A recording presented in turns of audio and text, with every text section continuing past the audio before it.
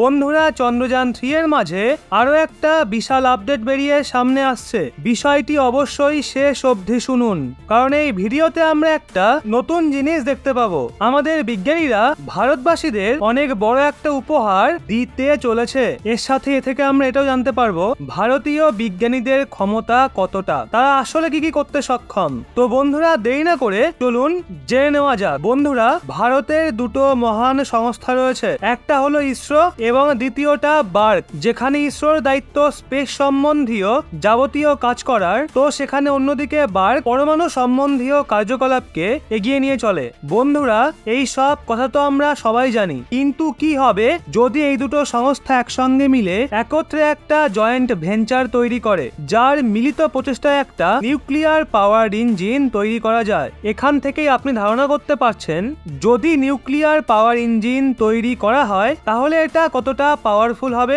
আর কত দীর্ঘ সময় পর্যন্ত এতে রাখা ফুয়েল ক্রমাগতই চলতে থাকবে।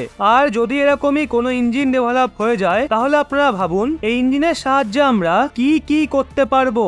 এমনই কিছু শোনা যাচ্ছে যে ইসরো এবং বার্ক এরা একত্রে তাদের মিলিত চেষ্টায় কিছু করতে চলেছে। আমরা সবাই জানি ভারতের ইসরো স্পেস সম্বন্ধীয় বিভিন্ন রেকর্ড গড়েছে, অর্থাৎ আমাদের আমেরিকার মতো বা আমেরিকার থেকেও বেশি স্পেসকে এক্সপ্লোর করতে হবে। এই কাজের জন্য ইসরোর অনেক অ্যাডভান্স ইকুইপমেন্টের প্রয়োজন হবে। এখনো অনেক স্পেস ক্রাফট লঞ্চ হওয়া বাকি আছে, কিন্তু দেখা গেছে যখন আমরা কনভেনশনাল ফুয়েলের ব্যবহার করে কোনো স্পেস শিপকে উৎক্ষেপণ করি, তখন তার মধ্যে অনেক বেশি ক্রাইটেরিয়া থাকে। এটা একটা নির্দিষ্ট দূরত্ব পর্যন্তই যাত্রা করতে সক্ষম হয়। অবভিয়াসলি এটা হয় ফুয়েলের কমতির জন্য। ইঞ্জিনে যতটা পরিমাণে ফুয়েল থাকে সেটা ততদূর পর্যন্তই যেতে সক্ষম আর ততটাই পাওয়ার জেনারেট করতে পারবে। তো আলটিমেটলি আমাদের যত স্পেস মিশন হয় সেটা খুবই সীমিত পরিসীমার মধ্যেই হয়ে থাকে। কিন্তু যদি কনভেনশনাল ফুয়েলের পরিবর্তে নিউক্লিয়ার ফুয়েলের ব্যবহার করা হয়, তাহলে আমাদের সীমারেখার ব্যবধান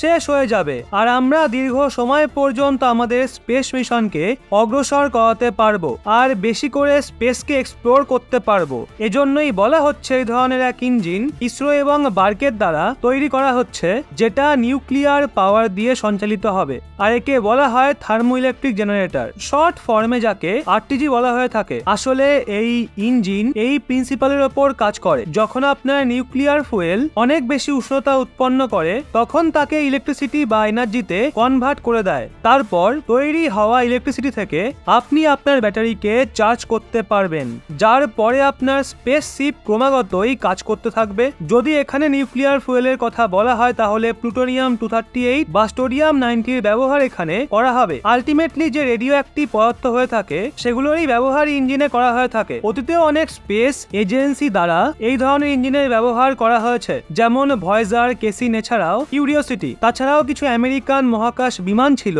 যেখানে এই ধরনেরই আরটিজির ব্যবহার করা হয়েছিল।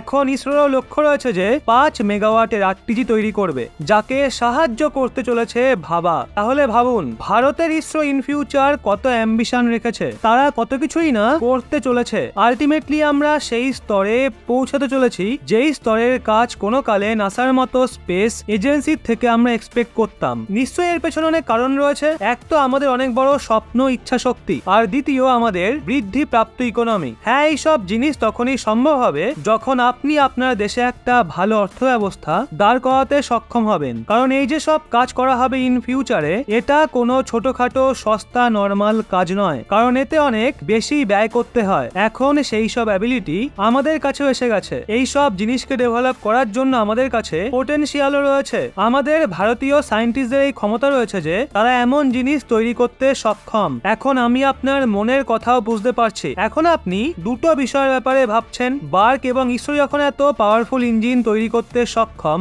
যেটা নিউক্লিয়ার পাওয়ার্ড হবে, এছাড়াও স্পেসকে এক্সপ্লোর করার জন্য সেটার ব্যবহার করা হবে, তাহলে আমরা এই টেকনোলজির ব্যবহার করে বা এর ওপর কিছু মডিফিকেশন করে আমরা কি এমন ইঞ্জিন তৈরি করতে পারি না বা এমন কোনো রিঅ্যাক্টর তৈরি করতে পারি না যেটা আমাদের নিউক্লিয়ার পাওয়ার্ড এয়ারক্রাফট ক্যারিয়ারের স্বপ্নকে পূরণ করতে সক্ষম হবে? এমন একটা সুপার এয়ারক্রাফট ক্যারিয়ার তৈরি করবে যেটা 70,000 টনের মতো ক্যাপাসিটি রাখতে সক্ষম হবে। হ্যাঁ, সত্যি এটা করা যেতেই পারে। আর এই নিয়েও কাজ করা হচ্ছে। আমাদের যে SSBN প্ল্যানিং রয়েছে তার জন্য যে নিউক্লিয়ার রিঅ্যাক্টর তৈরি করা হয়েছে সেটা ভাবার পক্ষ থেকেই তৈরি করা হয়েছে। তো ইন ফিউচার এটা কোনো বড় ব্যাপার নয়। তো এইসবের জন্য আমরা আমাদের স্বদেশী ইঞ্জিন তৈরি করব যেটা নিউক্লিয়ার পাওয়ার্ড হবে। তারপর আপনি এয়ারক্রাফট ক্যারিয়ার বানান বা অন্য কিছু।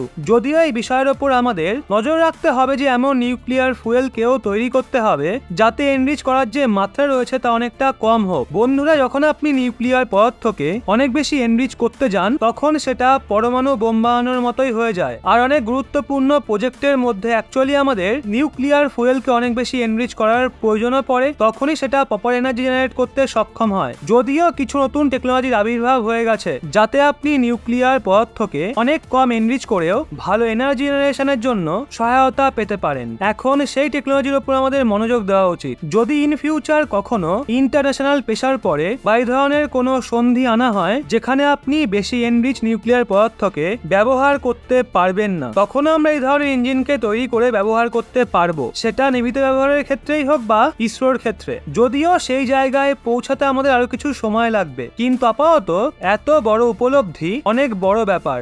ইসরো এবং ভাবা যেটা করতে চলেছে এটা বাস্তবিক রূপে অনেক বড় একটা পদক্ষেপ। তো বন্ধুরা, এই সম্পূর্ণ বিষয় নিয়ে আপনাদের কি মতামত নিচে কমেন্টে অবশ্যই জানান।